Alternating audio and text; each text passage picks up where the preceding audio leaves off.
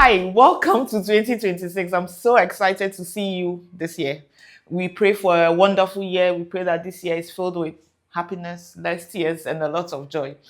I've been thinking about what to share with you. How do we start the year 2026 on Comes with Integrity? But I've been reflecting. I know you thought I would stop reflecting in 2026, but no. But I've been reflecting throughout the Christmas break, and I've been thinking about some of the people I have worked with over my career and some of the lessons I've picked from them. Recently, I've had the privilege of working under, I think I would say, the sharpest advocacy mind I know, my boss, Ibrahim Musa. And I've picked a lot of things from him on advocacy and the parts where advocacy and communications align. If you're in the development sector like me, a lot of the comms work you do will overlap with what your advocacy colleagues will do.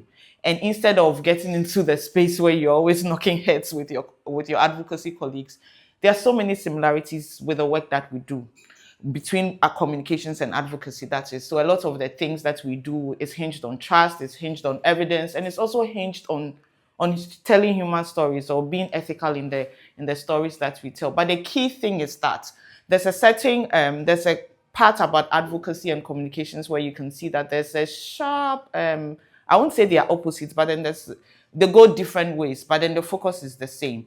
I'll share those differences with you. So advocacy would typically involve influencing people that can shift policy, but then the focus of that is looking at who holds the power and who decides when an issue becomes relevant. So that's the focus of advocacy. But communication is more about how do I make the issues more relevant to the person that has the power. So you see, there's a little divergence, but then it's not too different. So today, your PR tip is mixed with it. There's a little bit of sprinkle of advocacy in it. I want you to remember that advocacy is not noise.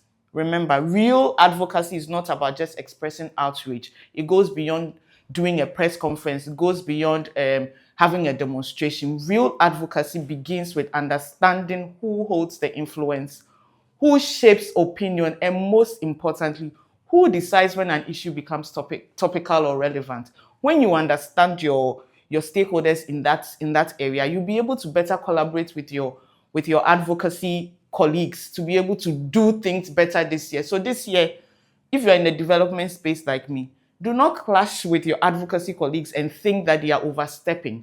Both of you have the same goal. Your approaches will be different, but remember, the most effective advocacy efforts are the ones that understand timing. So you see that a lot of INGOs would start advocating around International Day, so World Toilet Day like ours, or International Women's Day. So you understand timing. You understand the political context. That is very critical because a lot of the work you do in advocacy will be shifting policy and dealing with political actors. You need to understand the political context. And then the final one is that human motivation. What motivates the duty bearers you want to advocate to or you want to influence? What motivates them? When you understand that, and as a comms person, when you understand what your advocacy colleagues know, it makes it easier for you to craft the messages so that it relates to them. So your first PR tip on Comes with Integrity for 2006 is advocacy is not noise. It's not just about outrage. It's about understanding timing. It's about understanding the political context. And it's about understanding human motivation. Advocacy is not volume. It's about understanding the relationship and who holds the power and working well with your comms colleagues to be able to shift that power to influence the people you need to influence and to advocate for the cause so that you can be able to make the impact that you're looking for. Don't fight with your advocacy colleagues this year. Collaborate with them.